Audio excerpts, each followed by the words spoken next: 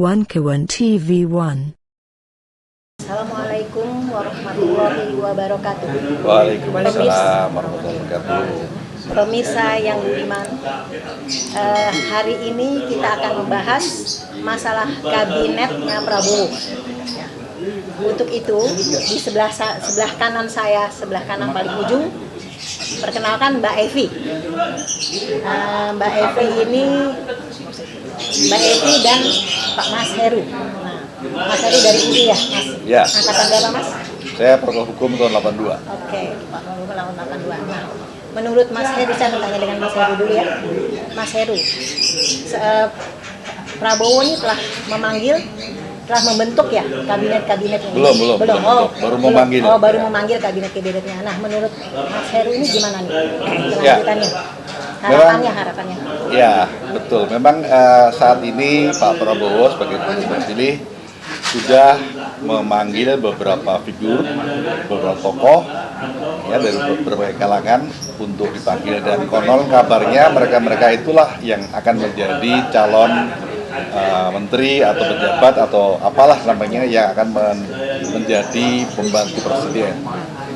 Nah, di sini kita lihat bahwa banyak sekali komentar-komentar masyarakat, warga yang banyak bermacam-macam lah. Ada yang optimis, ada yang pesimis, ada yang kecewa, ada yang sedih, ada yang apatis dan sebagainya.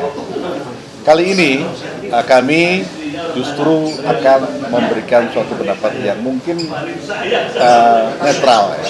Begini, kita justru ingin berharap agar siapapun nanti yang diangkat menjadi menteri, mereka akan bekerja dengan baik, dengan jujur, dan benar ya, dan adil. Ya, karena misi atau moto dari UI adalah Veritas Probitas Justisia, ya, yaitu kebenaran, kejujuran, dan keadilan.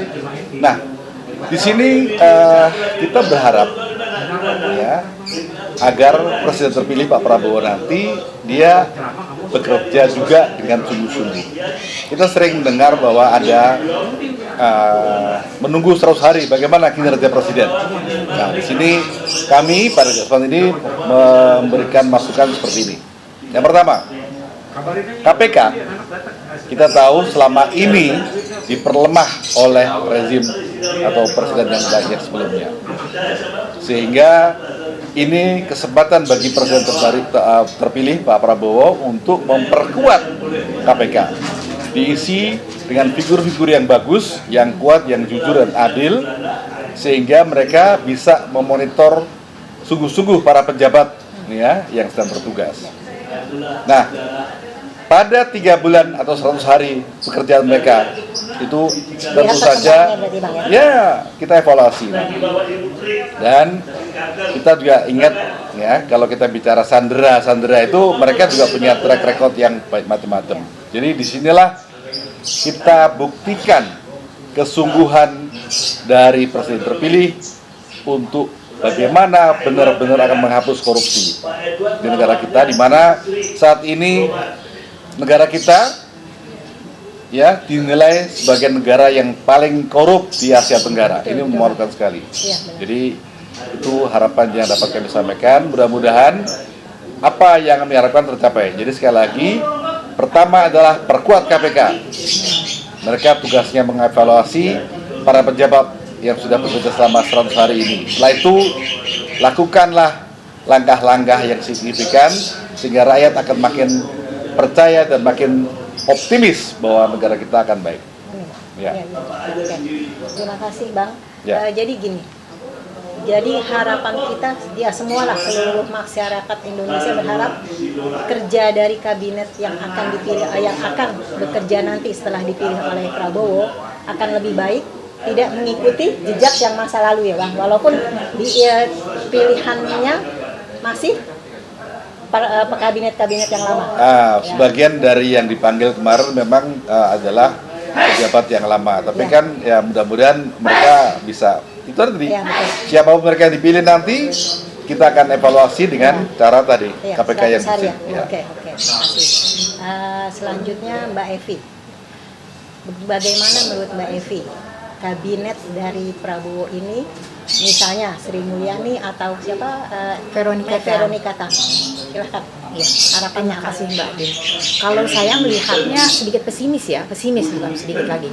Karena saya melihat Jokowi emang akan berakhir, tapi dia masih legitimasinya masih, karena dia meminta, sepertinya ya, kita belum tahu juga benar meminta atau enggak. Tapi pertemuan itu dengan tanda kutip ya, dengan pertemuan Prabowo dan Jokowi, dan masih Prabowo memanggil orang-orang Jokowi seperti Erick Thohir, Sri Mulyani, Orang baru. Ya, orang baru. Itu Bahlil. orang lama, Bahlil. Bahlil. Itu artinya kan masih posisi Jokowi masih kuat. Dan seperti kita ketahui, apa selama kabinet Jokowi 10 tahun terakhir ini, apa kehebatannya? Apa? Sebutkan satu aja kalau banyak. BUMN dipimpin oleh Erick Thohir, apa? Maju gak? Apa malah bangkrut? Bola, sepak bola, kacau balau. Jadi apa yang mau dibanggakan, dan kenapa masih dipakai juga? Prabowo mestinya berani membentuk kabinetnya sendiri tanpa intervensi oleh Jokowi atau siapapun.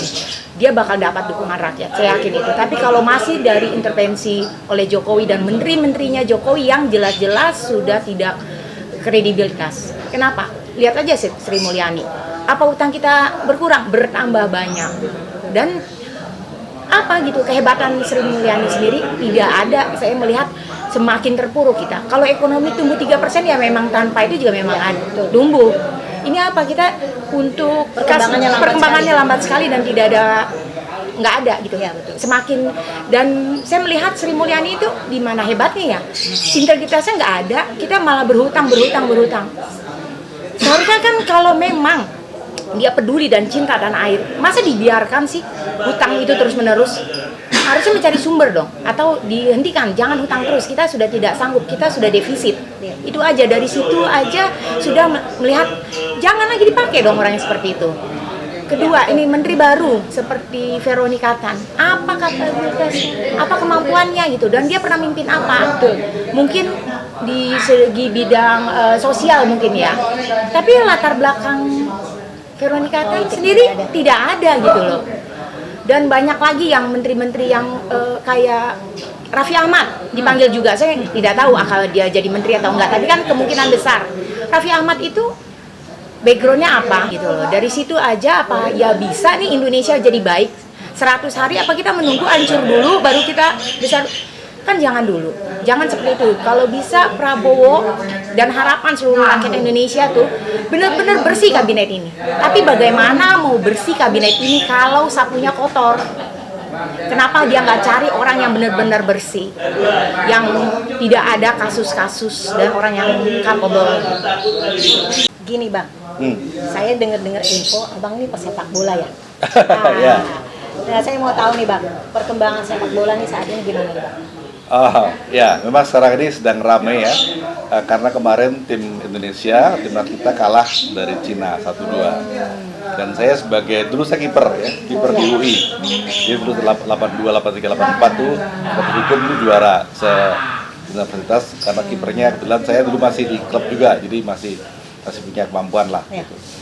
Saya juga masih mengamati situasi sepak bola saat ini, dan sekarang ini lagi rame ya. Orang membahas tentang kekalahan kita dari Cina. Saya mau satu lagi nih, jadi tadi ada harapan kepada Prabowo, sekarang juga harapan kita kepada sepak bola kita seperti ini.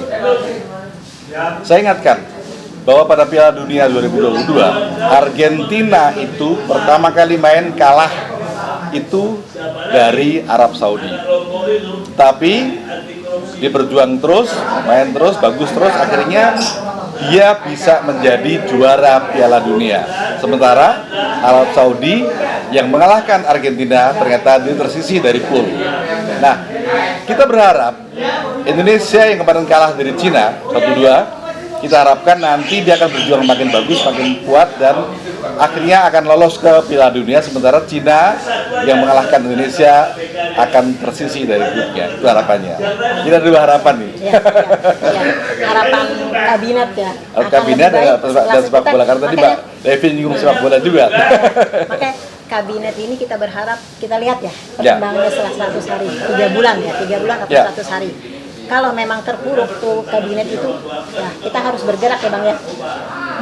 Ya kita lihatlah berharap, nanti seperti apa. Prabowo ada hatinya bergerak, gimana nih? Otomatis kan dia ingin menginginkan nih Indonesia lebih baik, seperti harapan-harapan kita sebagai masyarakat Indonesia. Nah, kalau Mbak Evi, kalau saya sih gini Mbak, setelah 100 hari perkembangan dari kabinet ini, nah kita ngelihat nih Mbak, gimana nih Mbak perkembangannya, mudah-mudahan sih menjadi lebih baik. Harapannya gimana Mbak? Semua orang berharap baik. Semua harapan pasti baik, kita sendiri berharap baik. Tapi bagaimana bisa baik kalau yang kita pilih Ya, orang yang tidak baik. Betul. Gitu. Tidak Jadi kita kompeten. kalau nggak kompeten, ya pesimis pastinya. Kenapa sih tidak berani untuk menentukan dan tanpa campur tangan?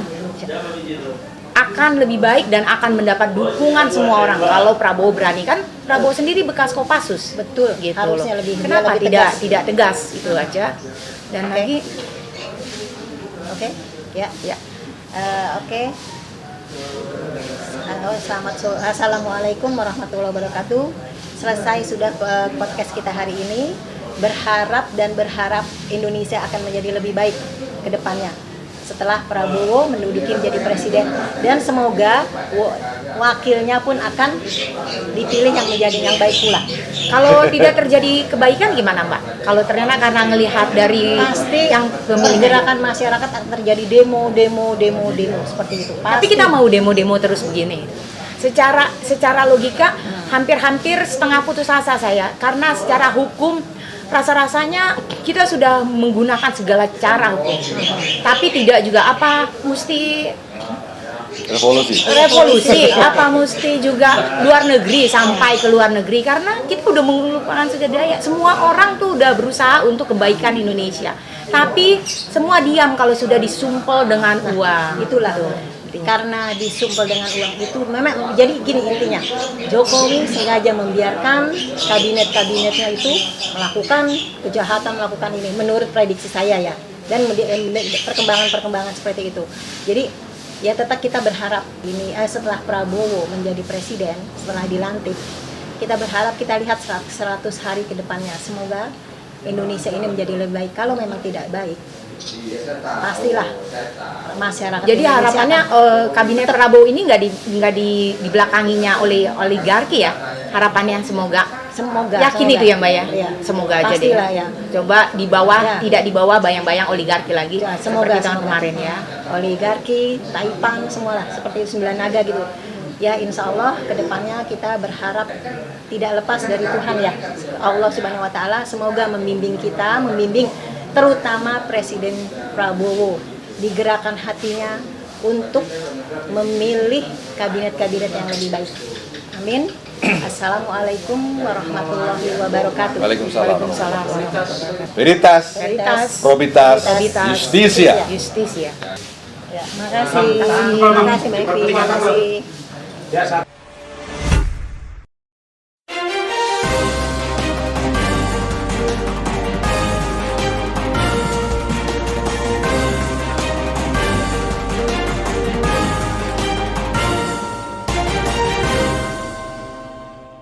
One Kawan TV 1